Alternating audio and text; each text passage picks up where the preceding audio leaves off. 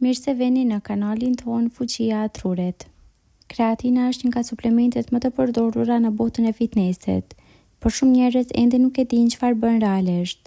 Disa mendojnë se jep muskuj menjëherë, të tjerë friksohen se dëmton veshkat ose shkakton rënje të flokëve. Por çfarë mund të ndodhë nëse merrni kreatinë çdo ditë për 30 ditë? Kreatina është një substancë që trupi e prodhon natyrshëm dhe e ruan kryesisht në muskuj. Ajo ndihmon në prodhimin e shpejtë të energjisë gjatë ushtrimeve intensive, si ngritja e peshave, sprinte dhe lëvizje shpërthyese. Para se të vazhdojmë, bëni subscribe që të mos humbini asnjë video që ju bën të kuptoni më mirë shëndetin tuaj. Nga dita 1 deri në ditën 7, muskujt fillojnë të mbajnë më shumë ujë. Gjatë javës së parë, kreatina fillon të grumbullohet brenda muskujve. Një nga ndryshimet e para mund të jetë rritja e lehtë e peshës. Kjo zakonisht nuk është djam, por ujë që futet brenda qelizave muskulore. Për këtë arsye, muskujt mund të duken pak më të plotë. Disa persona mund të shtojnë rreth 1 kilogram ose më shumë, ndërsa të tjerë mund të mos shohin pothuajse asnjë ndryshim. Nëse merret një dozë shumë e madhe menjëherë, kreatina mund të shkaktojë fryrje, parehati në stomak ose diarre. Për shumicën, një dozë prej 3 deri në 5 gramësh në ditë është më e lehtë për t'u toleruar. Java e dytë, mund të rritet performanca. Pas disa ditësh ose javësh, disa persona fillojnë të vërejnë se mund të bëjnë më shumë përsëritje ose të ruajnë më mirë forcën gjatë stërvitjes. Për shembull, mund të arrini të bëni 1 ose 2 përsëritje më shumë me të njëjtën peshë. Kjo ndodh sepse kreatina ndihmon muskujt të rigjenerojnë më shpejt energjinë që përdoret gjatë përpjekjeve të shkurtra dhe intensive. Kreatina nuk ndërton muskuj vetë, por nëse ju ndihmon të stërviteni më fort dhe të bëni më shumë punë, me kalimin e kohës mund të kontribuojë në rritjen e forcës dhe masës muskulore.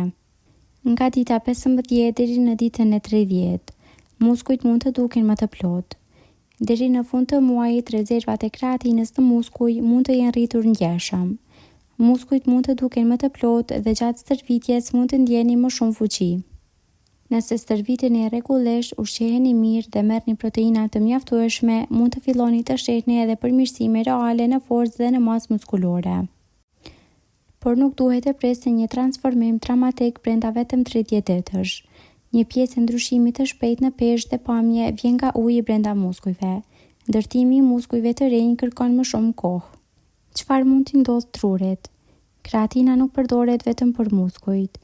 Edhe truri ka nevojë për energji dhe përdor kreatinën për të mbështetur funksionimin e qelizave nervore. Disa studime tregojnë se kreatina mund të ndihmojë kujtesën për qëndrimin dhe lodhjen mendore tek disa persona.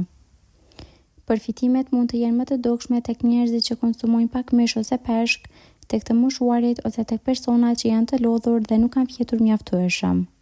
Megjithatë, kreatina nuk ju bën automatikisht më inteligjent dhe nuk mund të zëvendësojë gjumin. Efekti në tru ndryshon nga personi në person dhe nuk është i garantuar. Ai dëmton kreatina veshkat. Tek të rriturit e shëndetshëm, kreatina përdorur në doza normale konsiderohet përgjithsisht e sigurt. Ai mund të rrisë kreatininën në analizat e gjakut, por kjo nuk do të thotë automatikisht se veshkat janë dëmtuar.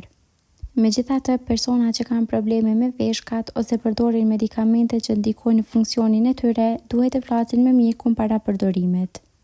A shkakton rënjen e flokëve? Nuk ka prova të forta që kreatina shkakton drejt për drejt rënjen e flokëve. Ky shqetësim vjen nga një studim i vogël që vërejti ndryshimin e një hormon të lidhur me rënjen e flokëve, por studimi nuk mati rënje reale të flokëve. Prandaj lidhja mes kreatinës dhe rënjes së flokëve nuk është provuar. Sa kreatin duhet marrë? Doza më e zakonshme është 3 deri në 5 gram kreatin monohidrat në ditë. Nuk është e nevojshme ta merrni vetëm gjatë stërvitjes, më e rëndësishme është ta merrni rregullisht. Faza e kërkimit me doza të larta nuk është e domosdoshme. Ajo vetëm i mbush rezervat më shpejt, por mund të rrisë mundësinë e shqetësimeve në stomak. Pas 30 ditësh çfarë mund të presni? Pas 30 ditësh mund të keni muskuj më të plotë, një rritje e lehtë të peshës nga uji, më shumë forcë gjatë ushtrimeve intensive dhe mundësi për të bërë më shumë përsëritje. Gjithashtu edhe përmirësim gradual të masës muskulore nëse stërviteni rregullisht dhe tek disa persona përmirësim të lehtë të kujtesës ose përqendrimit. Kreatina nuk është magji. Ajo nuk ndërton muskuj pas stërvitje, nuk djeg automatikisht jamin dhe nuk e zëvendëson ushqimin apo gjumin. por kur përdoret siç duhet, mund të jetë një nga suplementet më efektive për forcën, performancën dhe zhvillimin gradual në muskuj. Kaq për këtë video. Faleminderit që na ndoqët dhe për më shumë video të tilla bëni subscribe, like dhe comment.